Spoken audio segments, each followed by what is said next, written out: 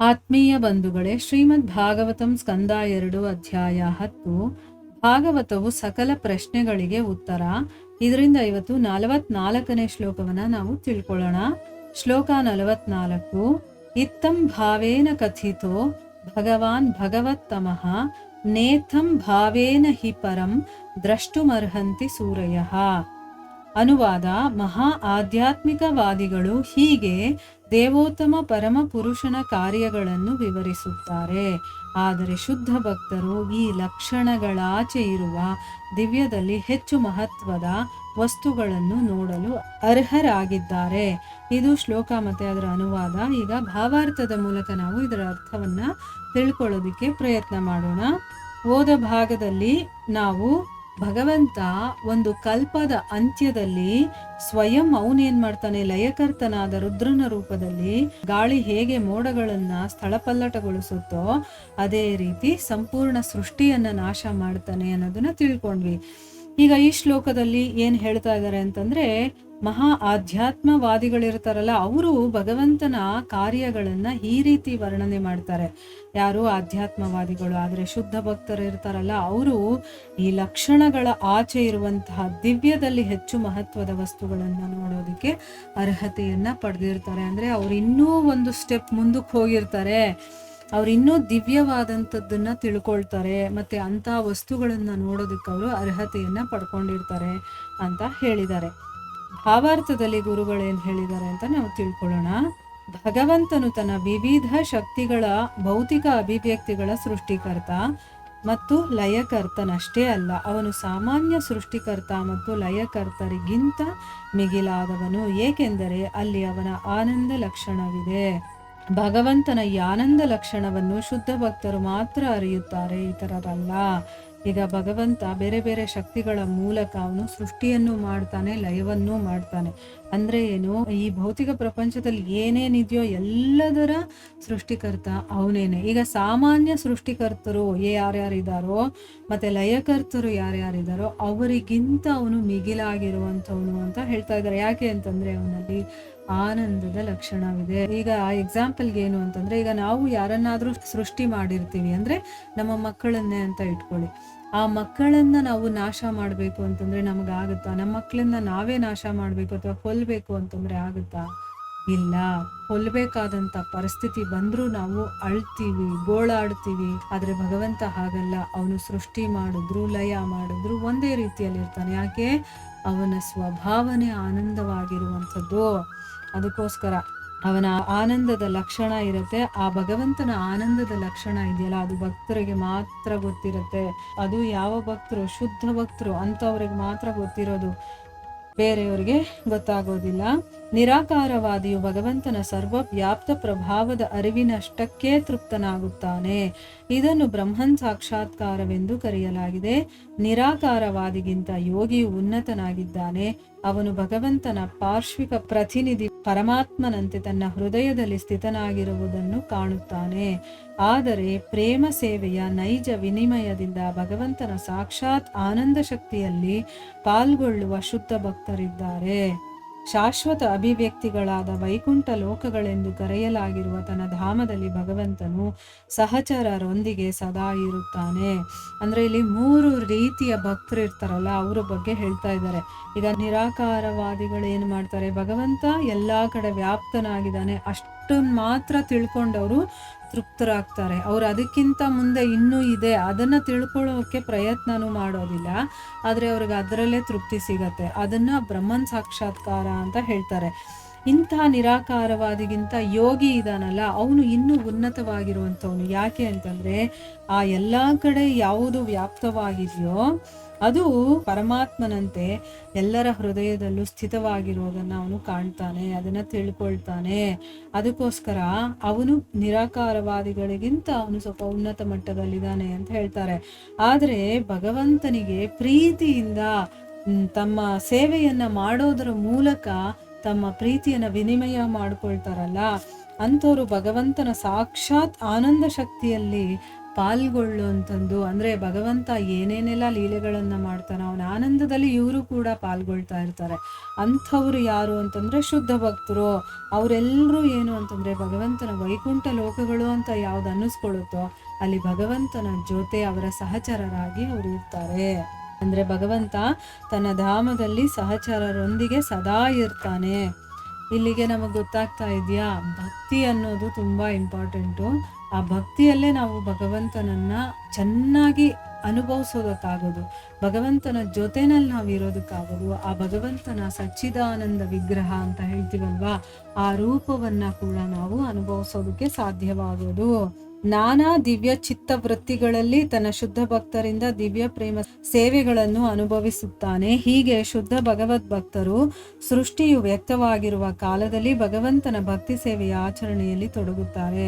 ಅಂದ್ರೆ ಭಗವಂತ ಏನ್ ಮಾಡ್ತಾನೆ, ಬೇರೆ ಬೇರೆ ರೀತಿಯ ಭಕ್ತರು ಇರ್ತಾರಲ್ಲ ಅವ್ರು ಎಲ್ಲರಿಂದ ದಿವ್ಯ ಪ್ರೇಮದ ಸೇವೆಯನ್ನ ಅನುಭವಿಸ್ತಾನೆ. ಮತ್ತೆ ಶುದ್ಧ ಭಕ್ತರು ಕೂಡ ಅಷ್ಟೇನೆ, ಈ ಸೃಷ್ಟಿಯಲ್ಲಿ ಇರುವ ಕಾಲದವರೆಗೂ ಕೂಡ ಭಗವಂತನ ಭಕ್ತಿ ಸೇವೆಯಿಂದ ಭಗವಂತನನ್ನ ತೃಪ್ತಿಪಡಿಸ್ತಾ ಇರ್ತಾರೆ, ಆ ಒಂದು ಆಚರಣೆಯಲ್ಲಿ ತೊಡಗಿರ್ತಾರೆ.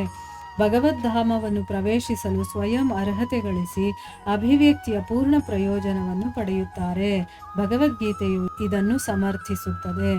ಅಂದ್ರೆ ಈ ಭೌತಿಕ ಪ್ರಪಂಚದಲ್ಲಿರುವವರೆಗೂ ಕೂಡ ಭಗವಂತನ ಭಕ್ತಿ ಸೇವೆಯನ್ನ ಮಾಡ್ತಾ ಮಾಡ್ತಾ ಅವರು ಭಗವದ್ಧಾಮಕ್ಕೆ ಹೋಗೋದಕ್ಕೊಂದು ಅರ್ಹತೆ ಇರುತ್ತಲ್ಲ ಅದನ್ನ ಪಡ್ಕೊಳ್ತಾರೆ.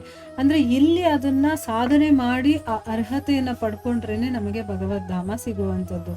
ಸೊ ಎಲ್ಲದಕ್ಕೂ ಇದು ಕರ್ಮಭೂಮಿ ಅಂತ ಹೇಳೋದು ಅದಕ್ಕೇನೆ. ಇಲ್ಲಿ ಸಾಧನೆಗಳನ್ನ ಮಾಡಿದ್ರೆ ನಮಗೆ ಆ ಲೋಕಗಳು ಸಿಗುತ್ತೆ. ನಾವು ಯಾವ ರೀತಿ ಸಾಧನೆ ಮಾಡ್ತೀವೋ ಅಂಥ ಒಂದು ಪ್ರತಿಫಲ ನಮಗೆ ಸಿಕ್ಕೇ ಸಿಗುತ್ತೆ. ಸೊ ಅದಕ್ಕೆ ಭಗವದ್ಗೀತೆಯಲ್ಲಿ ಭಗವಂತ ಏನ್ ಹೇಳಿದಾನೆ ಇದ್ರ ಬಗ್ಗೆ 18ನೇ ಅಧ್ಯಾಯದಲ್ಲಿ 55ನೇ ಶ್ಲೋಕ, ಭಕ್ತ್ಯಾ ಮಾಂ ಅಭಿಜಾನಾತಿ ಯಾವಾನ್ ಯಶ್ಚಾಸ್ಮಿ ತತ್ವತಃ ತಥೋ ಮಾಂ ತತ್ವತೋ ಜ್ಞಾತ್ವಾ ವಿಶತೆ ತದನಂತರಂ. ಅಂದ್ರೆ ಅರ್ಥ ಏನು, ಭಕ್ತಿ ಸೇವೆಯಿಂದ ಮಾತ್ರ ಆ ದೇವೋತ್ತಮ ಪರಮಪುರುಷನಾದ ನನ್ನನ್ನು ನಾನು ಹೇಗಿದ್ದೀನೋ ಹಾಗೆ ಮನುಷ್ಯ ಅರ್ಥ ಮಾಡ್ಕೊಳ್ತಾನೆ. ಇಂತಹ ಭಕ್ತಿಯಿಂದ ಮನುಷ್ಯ ತನ್ನ ಪೂರ್ಣ ಪ್ರಜ್ಞೆಯನ್ನು ಪಡ್ಕೊಂಡಾಗ ಭಗವದ್ಧಾಮವನ್ನು ಅವನು ಪ್ರವೇಶಿಸೋದಕ್ಕೆ ಸಾಧ್ಯ ಆಗುತ್ತೆ. ಅಂದ್ರೆ ಇಲ್ಲಿದ್ದಾಗ ಅವನು ಸೇವೆ ಮಾಡಿ ಮಾಡಿ ಮಾಡಿ ಅವನು ಒಂದು ಯೋಗ್ಯತೆಯನ್ನ ಪಡ್ಕೊಂಡಾಗ ಅವನಿಗೆ ಭಗವದ್ಧಾಮ ಸಿಗುತ್ತೆ. ಇಲ್ಲಿ ಸಲ್ಲದವ ಅಲ್ಲಿ ಸಲ್ಲಿಯಾನೆ ಅಂದ್ರೆ ಏನು, ಇಲ್ಲೇ ಅವನು ಮಾಡ್ಲಿಲ್ಲ ಅಂತಂದ್ರೆ ಅಲ್ಲಿ ಹೋಗಿ ಮಾಡ್ತಾನ, ಇಲ್ಲೇ ಓದ್ಲಿಲ್ಲ ಬರೀಲಿಲ್ಲ ಅಂತಂದ್ರೆ ಎಕ್ಸಾಮಲ್ಲಿ ಏನ್ ಬರೆಯಕ್ಕಾಗುತ್ತೆ. ಆ ರೀತಿ ಅಂದ್ರೆ ಇಲ್ಲಿ ಸಾಧನೆ ಮಾಡಿ ಯೋಗ್ಯತೆಯನ್ನ ಗಳಿಸ್ಕೊಂಡ್ಮೇಲೆ ಭಗವದ್ಧಾಮದಲ್ಲಿ ಭಗವಂತನ ಜೊತೆ ನಾವು ಇರೋದಕ್ಕೆ ಸಾಧ್ಯ ಆಗುತ್ತೆ ಅನ್ನೋದು ಇಲ್ಲಿ ಹೇಳ್ತಾ ಇದ್ದಾರೆ. ಶುದ್ಧ ಭಕ್ತಿ ಸೇವೆಯ ಬೆಳವಣಿಗೆಯಿಂದ ಭಗವಂತನನ್ನು ಅವನು ಹೇಗಿರುವನೋ ಹಾಗೆ ಯಥಾವತ್ ತಿಳಿಯಬಹುದು ಮತ್ತು ಹಾಗೆ ಭಗವಂತನ ಪ್ರಾಮಾಣಿಕ ಸೇವೆಯಲ್ಲಿ ಪ್ರವೇಶ ಪಡೆಯಬಹುದು. ಅಂದ್ರೆ ಏನು, ಯಾರು ಶುದ್ಧ ಭಕ್ತಿಯನ್ನ ಬೆಳೆಸ್ಕೊಳ್ತಾರೋ ಅವರು ಭಗವಂತ ಹೇಗಿದಾನೋ ಹಾಗೆ ಅವ್ರಿಗೆ ಅರ್ಥ ಮಾಡ್ಕೊಳ್ಳೋದಕ್ಕಾಗುತ್ತೆ. ಈಗ ಇದಕ್ಕೆ ಒಂದು ಎಕ್ಸಾಂಪಲ್ ಏನ್ ಹೇಳ್ಬೋದು ಅಂತಂದ್ರೆ, ಎಷ್ಟು ನಾವು ನಮ್ರರಾಗಿರ್ತೀವೋ, ಇನ್ನೋಸೆಂಟ್ ಅಂತ ಹೇಳ್ತೀವಲ್ವ, ಅಂದ್ರೇನು ಮುಗ್ಧರಾಗಿರ್ತೀವೋ, ಮಗುವಿನ ಮನಸ್ಸು ಹೇಗಿರುತ್ತೆ ಮುಗ್ಧತೆಯಿಂದ ಕೂಡಿರುತ್ತಲ್ಲ ಆ ರೀತಿ ಅಷ್ಟು ಶುದ್ಧವಾಗಿರ್ಬೇಕು. ಅದ್ರಲ್ಲಿ ಒಂದ್ ಸ್ವಲ್ಪ ಕಲ್ಮಶ ಆಗಿರ್ಬೋದು, ಈ ಭೌತಿಕ ಪ್ರಪಂಚದ ಒಂದು ಚಾಲಾಕಿತನ ಅಂತ ಹೇಳ್ತಾರಲ್ಲ ಅದು, ಬುದ್ಧಿಯನ್ನ ಉಪಯೋಗಿಸೋದು, ಇದ್ಯಾವುದೂ ಇರಬಾರ್ದು. ಪ್ಯೂರ್ ಆಗಿರ್ಬೇಕು ನಮ್ಮ ಹಾರ್ಟು. ಆಗ ಮಾತ್ರ ನಾವು ಭಗವಂತನನ್ನ ಪಡೆಯೋದಕ್ಕೆ ಸಾಧ್ಯ ಮತ್ತು ಅವನು ಹೇಗಿದಾನೋ ಹಾಗೆ ಅರ್ಥ ಮಾಡ್ಕೊಳ್ಳೋದಕ್ಕೆ ಸಾಧ್ಯ. ಈಗ ಭಗವಂತನ ಭಕ್ತರನ್ನ ನೋಡಿ, ಅವರು ಎಷ್ಟು ಪ್ಯೂರ್ ಆಗಿರ್ತಾರೆ ಅಂದ್ರೆ ಅವ್ರಿಗೆ ಈ ಭೌತಿಕ ಪ್ರಪಂಚದ ಒಂದು ಮೋಸ ವಂಚನೆ ಇದು ಯಾವುದೂ ಇರೋದಿಲ್ಲ. ಯಾರು ಬೇಕಾದ್ರೂ ಅವ್ರನ್ನ ಮೋಸ ಮಾಡ್ಬಿಡ್ಬೋದು, ಅಷ್ಟು ಮುಗ್ಧತೆ ಇರುತ್ತೆ ಅವರಲ್ಲಿ. ಆದ್ರೆ ಭಗವಂತ ಇರ್ತಾನೆ ಅವ್ರನ್ನ ಕಾಯೋದಕ್ಕೆ, ಅವ್ರಿಗೆ ಯಾವುದೇ ಮೋಸ ಆಗೋದಕ್ಕೆ ಅವ್ನು ಬಿಡೋದಿಲ್ಲ, ಆ ರೀತಿ ಅವರನ್ನ ನೋಡ್ಕೊಳ್ತಾನೆ. ಸೊ ಅಂಥವರು ಮಾತ್ರ ಭಗವಂತನನ್ನ ತಿಳ್ಕೊಳ್ಳೋದಕ್ಕಾಗೋದು ಮತ್ತೆ ಭಗವಂತನ ಪ್ರಾಮಾಣಿಕ ಸೇವೆಯಲ್ಲಿ ಅವರು ಪ್ರವೇಶವನ್ನ ಪಡೆಯೋದಕ್ಕೆ ಸಾಧ್ಯ. ಗೋಲೋಕ ಬೃಂದಾವನದಲ್ಲಿ ಭಗವಂತನೊಂದಿಗೆ ಅತ್ಯಂತ ಆಹ್ಲಾದಕರ ಸಹವಾಸವನ್ನು ಹೊಂದಬಹುದು. ಅಲ್ಲಿ ಶ್ರೀಕೃಷ್ಣನು ಸ್ವತಃ ಗೋಪಿಯರೊಡನೆ ಮತ್ತು ತನ್ನ ಪ್ರೀತಿ ಪಾತ್ರ ಪ್ರಾಣಿಗಳಾದ ಸುರಭಿ ಗೋವುಗಳೊಡನೆ ಸುಖಿಸುತ್ತಾನೆ. ಅಂದ್ರೆ ಯಾರು ಇಲ್ಲಿ ಭಗವಂತನ ಸೇವೆಯನ್ನ ಮಾಡಿ ಆ ಒಂದು ಅರ್ಹತೆಯನ್ನ ಪಡ್ಕೊಳ್ತಾರೋ ಅವರು ಗೋಲೋಕ ವೃಂದಾವನದಲ್ಲಿ ಭಗವಂತನ ಜೊತೆ ಇರಬಹುದು. ಅಲ್ಲಿ ಬರೀ ಆನಂದ ಆಹ್ಲಾದ ಅದೇ ಇರತ್ತೆ. ಅಂಥದ್ದನ್ನ ನಾವು ಸವಿಬೇಕು ಅಂತಂದ್ರೆ, ಅಂಥ ಒಂದು ಸಹವಾಸ ನಮಗೆ ಸಿಗಬೇಕು ಅಂತಂದ್ರೆ ಇಲ್ಲಿ ನಾವು ಆ ಸಾಧನೆಯನ್ನ ಮಾಡಿರಬೇಕು. ಅಲ್ಲೇನಾಗುತ್ತೆ, ಶ್ರೀಕೃಷ್ಣ ಸ್ವತಃ ಗೋಪಿಯರ ಜೊತೆ ತನ್ನ ಪ್ರೀತಿ ಪಾತ್ರ ಪ್ರಾಣಿ ಯಾವುದು, ಸುರಭಿ ಗೋವುಗಳು, ಅದರ ಜೊತೆ ಸುಖ ಪಡ್ತಾ ಇರ್ತಾನೆ. ಅದನ್ನೆಲ್ಲ ನಾವು ಕೂಡ ಸವಿಬಹುದು. ಶ್ರೀಕೃಷ್ಣನ ದಿವ್ಯ ಭೂಮಿಯ ವರ್ಣನೆಯನ್ನ ಬ್ರಹ್ಮ ಸಂಹಿತೆಯಲ್ಲಿ ಹೇಳಿದ್ದಾರೆ. ಈ ಸಂಬಂಧದಲ್ಲಿ ಅದು ಅಧಿಕೃತ ಸಾಹಿತ್ಯವೆಂದು ಶ್ರೀ ಚೈತನ್ಯ ಮಹಾಪ್ರಭುಗಳು ಪರಿಭಾವಿಸಿದ್ದಾರೆ. ನೋಡಿ, ಭಕ್ತಿಯಲ್ಲೂ ಕೂಡ ಬೇಕಾದಷ್ಟು ಲೆವೆಲ್ಗಳಿದೆ. ಒಂದೊಂದು ಸ್ಟೇಜ್ ಇದೆ. ಆ ಸ್ಟೇಜನ್ನ ತಲುಪ್ತಾ ಹೋದಂಗೆ ನಮಗೆ ಭಗವಂತನ ವಿಚಾರಗಳು ಅರ್ಥ ಆಗ್ತಾ ಹೋಗುತ್ತೆ. ಇವಾಗ ನಾವು ಫಸ್ಟ್ ಸ್ಟೇಜಲ್ಲಿ ಏನಾಗುತ್ತೆ, ನಮಗೇನು ಗೊತ್ತಿರೋದಿಲ್ಲ, ಬರೀ ಭಗವಂತನ ಪೂಜೆ ಮಾಡೋದು ಮನೆಯಲ್ಲಿ ಅಷ್ಟು ಮಾತ್ರ ಗೊತ್ತಿರುತ್ತೆ. ಅದನ್ನ ಮೀರಿದ ಮೇಲೆ ಆ ಸ್ಟೇಜನ್ನ ನಾವು ಪಾರ್ ಮಾಡಿದ್ಮೇಲೆ ನಮ್ಗೆ ಏನಾಗುತ್ತೆ, ಭಗವಂತನ ಭಕ್ತಿ ನಾವು ಹೇಗೆ ಮಾಡಬೇಕು, ಏನು ಮಾಡಬೇಕು, ದೇವಸ್ಥಾನಗಳಿಗೆ ಹೋಗ್ಬೇಕು, ಅಲ್ಲೆಲ್ಲ ನಾವು ಸೇವೆ ಮಾಡಬೇಕು, ಈ ರೀತಿಯ ಒಂದು ಮನೋಭಾವ ಬರುತ್ತೆ. ಅದೆಲ್ಲ ದೈಹಿಕವಾಗಿ ನಾವು ಮಾಡುವಂಥದ್ದು. ಅದಾಗ್ತಾ ಇದ್ದಂಗೆ ನಮಗೆ ಇನ್ನೂ ಒಂದು ಉನ್ನತ ಮಟ್ಟ ಸಿಗತ್ತೆ. ಅಲ್ಲಿ ನಾವು ಮಾನಸಿಕವಾಗಿ ಭಗವಂತನನ್ನ ಭಜಿಸೋದು ಹೇಗೆ, ಪ್ರೀತಿಸೋದು ಹೇಗೆ, ಇದೆಲ್ಲ ಗೊತ್ತಾಗ್ತಾ ಹೋಗುತ್ತೆ. ಹೀಗೆ ಸ್ಟೆಪ್ ಬೈ ಸ್ಟೆಪ್ ಹೋಗ್ತಾ ಇರ್ತೀವಿ. ಅದರ ತಕ್ಕಂಗೆ ನಾವು ಗ್ರಂಥಗಳನ್ನ ಓದೋದಕ್ಕೆ ಶುರು ಮಾಡ್ತೀವಿ. ಈಗ ಭಗವದ್ಗೀತೆಯನ್ನ ಎಲ್ಲರೂ ಓದಲೇಬೇಕಾಗಿರುವಂತ ಗ್ರಂಥ ಅದು. ಆದ್ರೆ ಭಾಗವತ ಅನ್ನೋದು, ಭಗವದ್ಗೀತೆಯನ್ನ ಯಾರು ಚೆನ್ನಾಗಿ ಅರ್ಥ ಮಾಡ್ಕೊಂಡಿದಾರೋ ಅದರ ನೆಕ್ಸ್ಟ್ ಲೆವೆಲ್ ಅಂತ ಹೇಳ್ತಾರೆ. ಇಲ್ಲಿಂದ ಇನ್ನೂ ಬೇಕಾದಷ್ಟು ಗ್ರಂಥಗಳಿದೆ. ಅದೆಲ್ಲ ಶುದ್ಧ ಭಕ್ತಿಯ ಬಗ್ಗೆ ಇದೆ, ಶುದ್ಧ ಪ್ರೀತಿಯ ಬಗ್ಗೆ ಇದೆ. ಸೊ ಕೃಷ್ಣನ ಲೀಲೆಗಳಿದೆಯಲ್ಲ, ಇದನ್ನ ನಾವು ಚೆನ್ನಾಗಿ ಅರ್ಥ ಮಾಡ್ಕೋಬೇಕು. ಗೋವುಗಳಾಗಿರ್ಬೋದು ಅಥವಾ ಆ ಒಂದು ಗೋಪಿಯರಾಗಿರ್ಬೋದು, ಅವರ ಜೊತೆ ಭಗವಂತ ಹೇಗೆ ಪ್ರೀತಿ ಪಾತ್ರನಾಗಿರ್ತಾನೆ, ಹೇಗೆ ಆ ಒಂದು ಲೀಲೆಯನ್ನ ನಡೆಸ್ತಾನೋ ಅದನ್ನ ಅರ್ಥ ಮಾಡ್ಕೋಬೇಕು ಅಂತಂದ್ರೆ ನಾವು ಇನ್ನೂ ಒಂದು ಮಟ್ಟಕ್ಕೆ ಏರಿರ್ಬೇಕು. ಆಗ್ಲೇ ನಾವು ಅರ್ಥ ಮಾಡ್ಕೊಳ್ಳೋದಕ್ಕಾಗೋದು. ಅದಕ್ಕೋಸ್ಕರನೇ ಕೃಷ್ಣನ ದಿವ್ಯವಾದ ಚರಿತ್ರೆ, ಅವನ ಪ್ರೀತಿಯ ಬಗ್ಗೆ, ಆ ಶುದ್ಧ ಪ್ರೀತಿಯ ಬಗ್ಗೆ ತಿಳ್ಕೋಬೇಕು ಅಂತಂದ್ರೆ ಅದು ಅಧಿಕೃತವಾದಂಥ ಸಾಹಿತ್ಯ ಅಂತ ಶ್ರೀ ಚೈತನ್ಯ ಮಹಾಪ್ರಭುಗಳು ಹೇಳಿದ್ದಾರೆ.